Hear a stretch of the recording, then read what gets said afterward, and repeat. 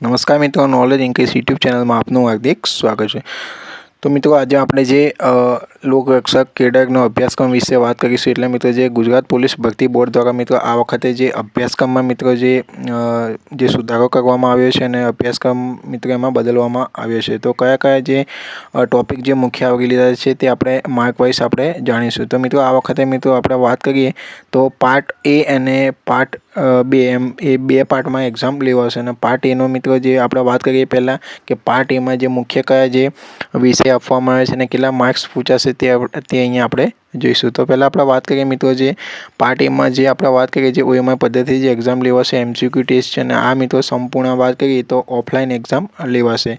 Online exam જે લોકરક્ષક ભરતી બોર્ડની એક્ઝામ ઓનલાઈન લેવામાં આવશે નહીં। તો પહેલાં વાત કરીએ પેપર 1 જે પાર્ટ એની વાત કરીએ તો પેપર 1માં આપણે જે એમાં એક જ પેપરમાં જે પાર્ટ એમાં આપણે પેપર 1માં વાત કરીએ તો રિઝનિંગ અને ડેટા ઇન્ટરપ્રિટેશન જે આપણે વાત કરીએ એમાં 30 માર્ક્સનું એમાં પૂછાશે। અને ત્યારબાદ છે આપણે વાત કરીએ ક્વોન્ટિટેટિવ એપ્ટિટ્યૂડ જે 30 માર્ક્સનું પૂછાશે। એમ કરીને મિત્રો જે પાર્ટ એ છે મિત્રો તે મિત્રો 80 માર્ક્સ તેમાં થશે, 30 માર્કનો રિઝનિંગ અને ક્વોન્ટિટેટિવ એપ્ટિટ્યૂડનો એ 30 માર્કનું હશે। એટલે બંનેના 60 માર્ક થયા। અને આપણે બીજા 20 માર્ક્સની વાત કરીએ ત્રીજા નંબરના કોલમની તો કોમ્પ્રિહેન્શન ઇન ગુજરાતી લેંગ્વેજ, એટલે આપણે વાત કરીએ જે પ્રશ્નપત્રમાં મિત્રો જે ગુજરાતી ફકરો છે અને તેમાં ફકરા પરથી પ્રશ્નોના જવાબ આપવાના રહેશે અને તેમાં મિત્રો આપણને જે એમસીક્યુ એમાં આપવામાં આવશે। હવે વાત થઈ આ પાર્ટ એની અને વાત કરીએ હવે પાર્ટ બી આપણને જે એમસીક્યુ ટેસ્ટ હશે તો મિત્રો એમાં ખાસ બંધારણનું જે ભારણ વધારે છે, ભારતનું બંધારણ છે મિત્રો જે 30 માર્ક્સનું પૂછાશે અને એમાં મુખ્ય ટોપિકો અહીંયા આપી દીધા છે મિત્રો।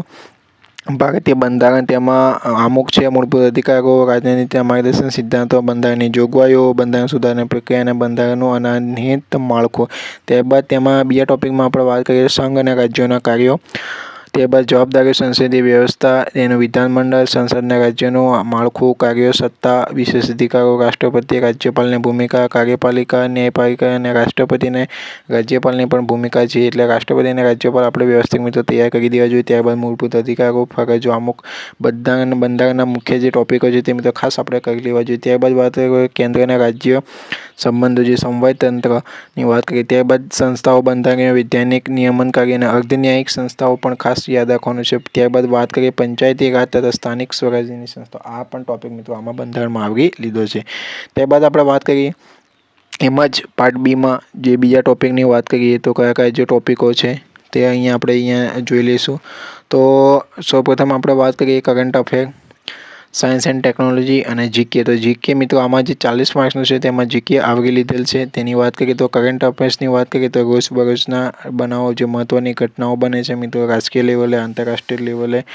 ત્યારબાદ છે વિજ્ઞાન અને ટેકનોલોજી, તેમાં રોજબરોજના જીવનમાં વિજ્ઞાનનો ઉપયોગ, વિજ્ઞાન અને ટેકનોલોજી, તેમજ આપણે વાત કરીએ આહારના ઘટકો, પાક ઉત્પાદન, ખાદ્ય સામગ્રીના પ્રાપ્તિ સ્થાન, વ્યવસ્થાપન, અન્ન સ્ત્રોતોમાં સુધારો, સજીવોના લક્ષણો છે, આપણી આસપાસ થતા ફેરફારો, એમાં ભૌતિક, રાસાયણિક, અંતર, ગતિ, બળ, દબાણ, મુખ્ય જે એમાં ટોપિકો છે આવરી લીધા છે। વિદ્યુત પરિપથ, વિદ્યુત પ્રવાહ, કુદરતી અને કૃત્રિમ રેસા, કાપડ અને પ્લાસ્ટિક। મિત્રો આ બધા જે ટોપિક છે મિત્રો જે 4 થી 8ની જે એનસીઈઆરટી બેઝ જે સાયન્સની બુક છે જીસીઈઆરટી અને એનસીઈઆરટીમાં મિત્રો આ બધા ટોપિક તમને મળી જશે, જે ચુંબક, ઉષ્મા, ધ્વનિ, દહન, ધાતુ, અધાતુ, કોલસો, મિત્રો આ બધા જે ટોપિક આપેલા છે મિત્રો જે પાઠમાં આપણને મળી જાય છે। સૂક્ષ્મજીવોમાં સ્વસ્થ શરીર, રોગ અને કારણો, હવા અને તેનું બંધારણ, પવન, વાવાઝોડું, ચક્રવાત, હવામાન, આબોહવાનું પ્રદૂષણ, પાણી અને તેના પ્રાપ્તિ સ્થાન, જળચક્ર, અતિવૃષ્ટિ, અનાવૃષ્ટિ, જળસંગ્રહ, ત્યારબાદ છે કચરાનો સંગ્રહ, ભૂમિ, જંગલ, જૈવ અને ભૂરાસાયણિક ચક્રો, તારાઓ અને સૂર્યમંડળ।